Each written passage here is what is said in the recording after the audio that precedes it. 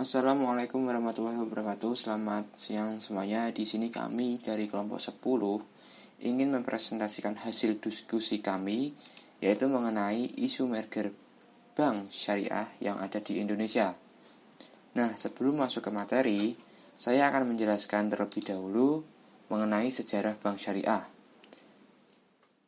Bank syariah sebagai salah satu lembaga keuangan ekonomi syariah, ini adalah suatu lembaga yang paling banyak diminati dan eksistensinya ini telah diakui di sejumlah negara. Nah, kehadiran lembaga ini sangatlah memberikan perubahan sistem ekonomi di era globalisasi digital saat ini tentunya. Nah, sebut saja negara Malaysia, Singapura, Arab Saudi, Mesir, Inggris, dan masih banyak negara lain yang telah berdiri lembaga keuangan syariah melalui pendirian perusahaan bank syariah. Tercatat, hingga tahun 2014, ini aset perbankan syariah di pasar global secara keseluruhan ini telah mencapai 778 miliar US dollar, yaitu pangsa pasar bank syariah secara global meliputi Malaysia, Bahrain, Kuwait, Qatar, Uni Emirat Arab, dan Arab Saudi.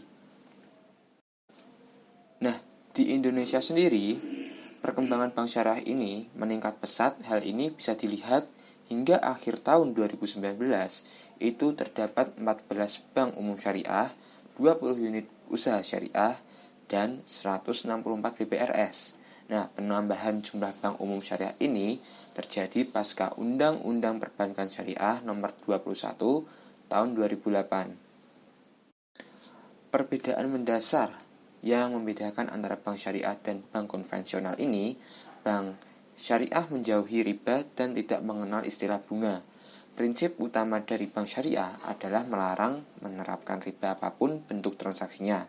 Nah, oleh karenanya, penerapan bank syariah tidak terlepas dari sumber hukum Islam, baik Al-Quran, hadis, hingga aturan yang dikeluarkan oleh pemerintah Indonesia dalam bentuk perundang-undangan yang hingga kini masih tetap berlaku dan terpisah dalam aturan bank konvensional. Oke, kemudian pada akhir tahun 2020, pemerintah Indonesia melalui Menteri BUMN mengumumkan bahwa akan terjadi penggabungan atau merger 3 bank syariah BUMN, yaitu BNI Syariah, BRI Syariah, dan Bank Syariah Mandiri, menjadi Bank Syariah Indonesia. Merger tersebut dilakukan di tengah pandemi COVID-19. Nah, kemudian proses penggabungan 3 bank syariah tersebut ditandai dengan kesepakatan yang tertuang dalam akte penggabungan. Nah, kemudian di tahun 2021, tepatnya pada tanggal 1 Februari, ketiga bank syariah, yaitu Bank BNI Syariah, BRI Syariah, dan Bank Mandiri Syariah, ini resmi menjadi Bank Syariah Indonesia. Kemudian, hasil dari penggabungan 3 bank tersebut menjelma menjadi PT Bank Syariah Indonesia Tbk. Nah, tercatat di Bursa Efek Indonesia atau BEI dengan kode saham BRIS. BRIS ini masuk dalam indeks saham IDX BUMN 20 per bulan Februari 2021. Nah, setelah itu kepemilikan saham pun dibagi atas dasar atau komposisi pemegang saham terdiri atas PT Bank Mandiri Persero Tbk ini sebesar 51,2%, kemudian PT Bank Negara Indonesia ini sebesar 25%, PT Bank Rakyat Indonesia ini sebesar 17,4%, DPL KBRI Saham Syariah 2%, dan sisanya itu saham milik publik sebesar 4,4%. Kemudian kita masuk slide berikutnya, yaitu alasan bank tersebut melakukan merger yang menjadi Bank Syariah Indonesia. Alasan yang pertama itu untuk mengatasi tingginya biaya operasional dan belanja modal atau capital expenditure yang kerap dialami perbankan syariah. Kemudian, kenapa bank tersebut melakukan merger? Itu karena merger memberikan bank syariah memiliki prospek yang cerah. Kita bisa lihat di tabel berikut bahwa pertumbuhan aset bank syariah dari tahun 2019 hingga tahun 2020 ini mengalami kenaikan berbanding terbalik dengan aset perbankan konvensional yang mengalami penurunan dari tahun 2019 hingga tahun 2020 saat ini. Kemudian saya akan melanjutkan presentasi dari Mas Aziz Gunawan Saputro. Pada slide kelima. Nah, kenapa Bank Syariah ini merger? Ada beberapa alasan kenapa Bank Syariah itu merger. Yang pertama adalah aset Bank Syariah itu ketika merger akan semakin besar dan kuat. Bank Syariah hasil dari merger ini memasuki top 10 bank nasional dengan aset sampai 240 triliun. Dengan Bank Syariah ini merger juga bank ini memiliki potensi 10 bank syariah teratas secara global berdasarkan kapitalisasi pasar. Kemudian hasil dari merger juga akan menghasilkan produk-produk yang lengkap dari bank syariah itu sendiri, mulai dari wholesale atau seluruh penjualan, customer retail, UMKM, dan berbagai produk dan layanan yang handal. Nah, kemudian pada slide selanjutnya, slide ke-6, dampak apa sih dari merger bank syariah ini yang bagi masyarakat? Yang pertama, itu merger dari bank syariah dapat meningkatkan kualitas dan jangkauan layanan keuangan berdasarkan prinsip syariah dengan harga yang lebih kompetitif untuk masyarakat. Yang kedua, peningkatan inklusi keuangan syariah pada berbagai level masyarakat, baik itu tingkat korporasi sampai dengan tingkat individu. Nah, kemudian presentasi selanjutnya akan dilakukan oleh Mas Koni Gunawan. Baiklah, saya akan melanjutkan presentasinya, yaitu masuk ke slide 7, dampak merger bagi nasabah. Yang pertama ada migrasi rekening nasabah dari bank asal menjadi rekening Bank Syariah Indonesia. Lalu ada nasabah yang memiliki deposito masih berlaku sampai dengan jatuh tempo. Rekening masih bisa untuk melakukan pendaftaran haji, bisa di cabang pengelolaan rekening. Lalu e-money, tap cash, dan Breezy masih dapat digunakan. Tidak ada perubahan pada posisi saldo terakhir ataupun cara cek saldo dan cara pengisian saldo untuk elektronik. Masuk ke slide 8, dampak merger bagi nasabah, yaitu ada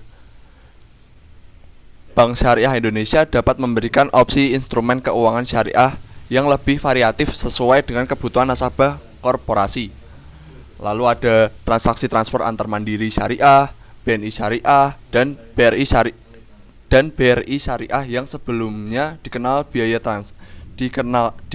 biaya transfer akan menjadi bebas biaya karena berada dalam entitas yang sama. Masuk ke slide yang ke-9. Pada tahun 2019, total aset keuangan syariah Indonesia telah mencapai 99 miliar US dollar, meningkat dari tahun sebelumnya sebesar 86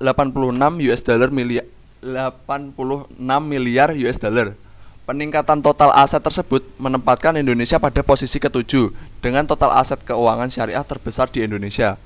Peningkatan terbesar berada pada sektor perbankan syariah dengan kenaikan 10 US dollar miliar dari tahun sebelumnya, yaitu 28 miliar US dollar menjadi 38 miliar US dollar, diikuti dengan peningkatan suku dari 51 miliar US dollar menjadi 57 miliar US dollar. Masuk ke slide yang ke-10, yaitu dampak merger bagi ekonomi syariah global maksudnya, yaitu aset keuangan syariah global telah mencapai 2,88 triliun US dollar pada tahun 2019. Angka tersebut meningkat 14% dari tahun sebelumnya, yaitu 2,51 triliun US dollar, menandakan kembalinya pertumbuhan yang kuat setelah sebelumnya melambat di tahun 2018 dengan kisaran pertumbuhan 2%. Industri keuangan syariah global diperkirakan dapat terus tumbuh hingga 3,60 triliun US dollar pada tahun 2024. Lalu masuk ke slide yang terakhir, ada dampak merger bagi ekonomi syariah global, yaitu gambaran posisi Indonesia dalam peta ekonomi syariah global dapat dilihat pada ranking Global Islamic Economic Indicator atau GIEI yang memberikan gambaran komprehensif mengenai negara-negara yang saat ini memiliki kapasitas untuk menangkap peluang ekonomi syariah global. GEI menggunakan beberapa kriteria antara lain Islamic finance, halal food, travel,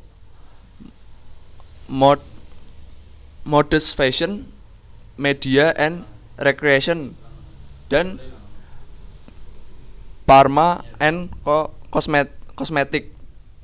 Pada GEI 2020-2021, Indonesia berada di peringkat keempat, meningkat dari posisi sebelumnya yang menempati posisi kelima. Indonesia kini menempati top 10 dalam seluruh kategori, di mana mengalami peningkatan pada kategori halal food, pharma and cosmetic, dan media and recreation.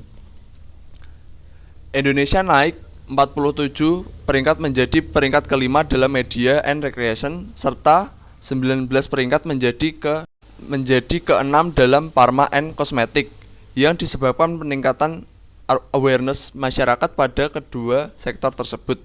Sementara itu, peningkatan sebanyak 8 posisi menjadi ke-4 juga terjadi pada kategori halal food yang disebabkan peningkatan ekspor ke negara OIC.